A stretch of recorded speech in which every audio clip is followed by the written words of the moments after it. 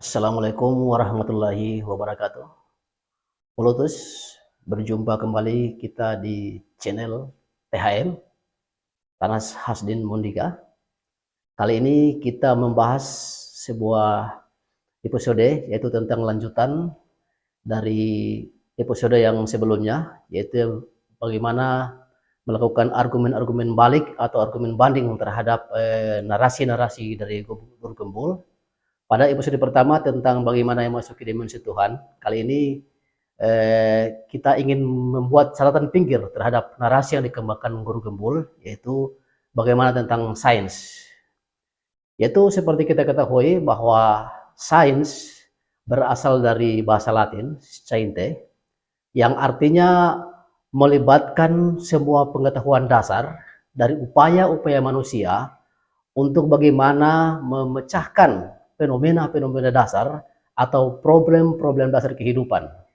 Sehingga ketika penelusuran sains, ketika penemuan-penemuan sains dilakukan, maka menghasilkan berbagai macam cabang-cabang ilmu yang ada. Pulutus dimanapun berada, seperti kita ketahui, sejak dari zaman Plato, zaman Aristoteles, bahwa yang namanya sumber-sumber dasar ilmu pengetahuan itu selalu mempunyai sumber, selalu mempunyai asal muasal.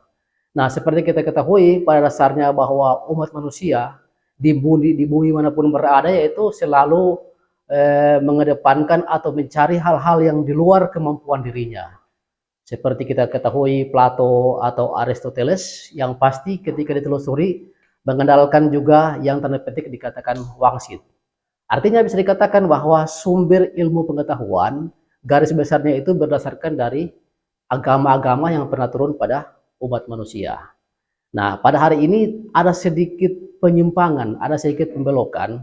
Ketika kita mau mengatakan sumber sains tersebut berasal dari agama, maka orang-orang pun langsung mengatakan hal yang sebaliknya, bahwa ini sesuatu yang keliru, bahwa ketika bicara agama atau dogma, bahwa itu sudah selesai, sudah pasti benar, sudah pasti oke, sudah pasti mahfum, sehingga tidak perlu kita bawa-bawa agama dalam sains.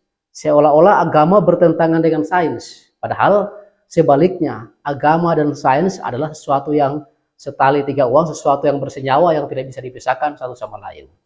Nah, ketika kita melihat video-video Guru Gembul, saya sudah menonton sekitar puluhan, mungkin ratusan video Guru Gembul, saya memahami atau menarik kesimpulan bahwa Guru Gembul ingin menyampaikan kebenaran, ingin menyampaikan sebuah informasi tentang kebenaran ilmu pengetahuan secara inklusif. Guru Gembul tidak melibatkan satu agama apapun walaupun dia beragama Islam, seperti itu. Guru Gembul tak ingin tampil moderat, tapi dalam beberapa hal mungkin ada kelompok-kelompok tertentu atau orang tertentu yang juga mungkin masih goyah, kemudian masih kurang paham terhadap pemahaman Guru Gembul, seperti itu. Nah, seperti kita ketahui bahwa ketika kita membuka kitab suci, karena saya mungkin berasal dari agama Islam, saya coba membedah sedikit tentang Al-Quran, bahwa Al-Quran sejak dari awal sudah melibatkan empat piranti dasar, empat kelompok besar, itu tentang bagaimana Al-Quran menuntun umat manusia. Yang pertama, itu kelompok besar atau garis besar agama Al-Quran itu yaitu pertama tentang ilmu pengetahuan, sains, yaitu karena ketika diturunkan dengan surah Al-Isra, bacalah fenomena-fenomena, bacalah tanda-tanda. Jadi kelompok besar dari atau garis besar Al-Quran itu bagian pertamanya yang paling diutamakan yaitu sains, dari yang paling terendah sampai yang paling rumit, dari membaca tanda-tanda kehidupan sampai yang paling rumit, misalnya tentang sperma, alakatan mudogatan, kemudian tentang misalnya penciptaan jagat raya, dan banyak hal lain yang sangat susah dipahami oleh umat manusia itu dibicarakan juga dalam Al-Quran, dari yang paling sederhana sampai yang paling rumit. Jadi Al-Quran pada bagian pertamanya itu berbicara tentang sains atau ilmu pengetahuan sebelum orang disampaikan tentang tuntunan. Lalu pada bagian kedua baru diajarkan bagaimana tentang tuntunan, bagaimana cara tentang kehidupan, bagaimana tentang cara beribadah, bagaimana cara bermuamalah.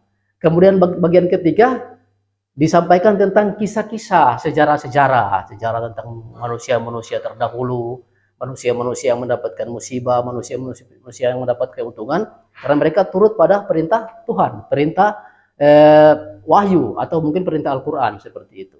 Dan nanti pada bab keempat, pada bagian keempat baru Al-Quran mengajarkan tentang fikih, hukum-hukum perintah dan larangan. Jadi sudah jelas, sudah 4 bagian ini. Terutama manusia sebelum bisa menjalankan agama, dia harus punya pengetahuan dulu, harus tahu tentang apa yang dia jalankan, yaitu ilmu pengetahuan. Dari yang paling sederhana sampai yang paling rumit. Memang benar ketika dikatakan bahwa Al-Quran tidak mengajarkan cara-cara misalnya ilmu matematika yang dikatakan oleh Al-Jabar, kemudian Al-Khawarizm kan, seperti itu, bagaimana membuat misalnya robot, bagaimana ide dasar tentang pembuatan pesawat. Tapi ide-ide dasar yang ditemukan dalam Al-Quran itu sehingga orang bisa menelusuri tentang bagaimana sains itu dikembangkan, seperti itu. Nah, saya lihat pembawaan atau narasi-narasi Guru Gembul ini sudah sangat bagus dengan beragam videonya, puluhan videonya. Dia mengatakan bahwa kebenaran itu harus disampaikan bisa diterima oleh semua orang, dan Tuhan itu bukan cuma milik satu bangsa, bukan cuma milik satu kalangan, bukan cuma milik satu umat, tapi milik seluruh umat manusia di jagat raya ini. Sudah cukup bagus. Cuma sedikit catatan pinggir bagi Guru Gembul bahwa sudah saatnya beliau tampil untuk menyampaikan kebenaran bahwa sumber ilmu pengetahuan itu jangan ragu bahwa itu berasal juga dari Tuhan, berasal dari agama, berasal juga dari Islam, tidak apa-apa, dari Al-Quran, bahwa Al-Quran sudah sangat detail menjelaskan ilmu pengetahuan yang mungkin hari ini coba dibantah, padahal kita lihat betapa banyaknya saintis Islam dari Avicenna, Ibn Rus, Al-Jabar dan sebagainya. Itu seakan-akan mau ditolak seperti itu. Jadi hal ini saya memahami ungkapan-ungkapan narasi-narasi Guru Gembul, dan mari kita dukung bersama narasi-narasi beliau yang mencoba menyampaikan sebuah kebenaran, yang mencoba menyampaikan sebuah wangsit dengan tidak memilah-milahkan orang, tidak membeda-bedakan orang. Itu sesuatu yang bagus, karena Nabi Muhammad pun mengajarkan seperti itu. Walaupun Nabi Muhammad mengajarkan tentang Islam, tapi dia memberi makan seorang buta Yahudi sampai beliau meninggal. Itu yang terjadi. Jadi Polotus dimanapun berada, bahwa pada dasarnya sumber sains itu ketika kita telusuri, mulai dari zaman Plato, Aristoteles dan seterusnya, itu ya harus diakui ada sumber-sumber yang paling utama, dan sumber paling utama yaitu ya yang menciptakan sains itu, yang menciptakan ilmu pengetahuan, yaitu yang menciptakan jagat raya ini. Itu tidak bisa kita pungkiri. Dan pada dasarnya bahwa sesungguhnya ketika kita merujuk pada Al-Quran, segala sesuatu yang ada dalam ini ketika dia tunduk dan pasrah, sesungguhnya itu adalah Islam dalam bahasa tanda petik. Jadi Islam itu kalau kita bedakan, Islam sebagai agama dan Islam sebagai sebuah pengakuan universal. Misalnya kita katakan ketika sebuah benda jatuh dan dia mengikuti gaya gravitasi bumi, dia tidak jatuh ke atas tapi jatuh ke bawah, benda itu adalah Islam, seperti itu. Sehingga kali ini misalnya ada klaim-klaim kok sampai Yesus pun dikatakan Islam, Nabi seperti memang agama yang ada ini cuma satu sebenarnya, karena berasal dari Tuhan yang satu. Cuma terjadi pembelokan, terjadi penyimpangan, sehingga diturunkanlah Nabi di setiap zaman, di setiap masa, di setiap umat, seperti itu. Dan saya lihat Guru Gembul sedang mengkompilasi ini semua. Dia ingin berbicara pada semua kalangan, pada semua agama, bahwa inilah kebenaran yang harus disampaikan, yang disampaikan secara eksklusif. Mungkin Guru Gembul masih malu-malu untuk supaya dianggap toleran lah gitu. Masih belum terlalu bukan keras, lebih bagaimana detail bahwa inilah kebenaran yang harus disampaikan walaupun itu pahit, seperti itu. Tapi mungkin ke depannya dengan adanya video-video, saya menyimak dan mengikuti apa yang disampaikan Guru Gembul, ini sebuah hasanah baru, sebuah pencerahan baru bagi masyarakat Indonesia, bahwa ada sebuah penyampaian kebenaran yang bisa diterima oleh semua pihak, oleh semua kalangan, dengan masing-masing tidak merasa terintimidasi, tidak merasa dihakimi dan sebagainya.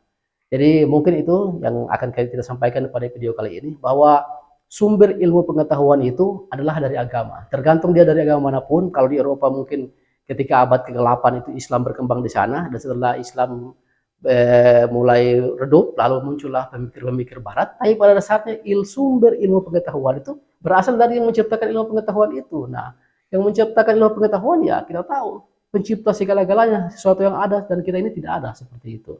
Jadi jangan ragulah mencari sumber ilmu pengetahuan itu dari agama. Agama bukan hanya dogma, tapi agama itu sangat beragam, agama itu sangat universal. Seperti saya katakan tadi bahwa Al-Quran itu terdiri dari 4 bagian besar.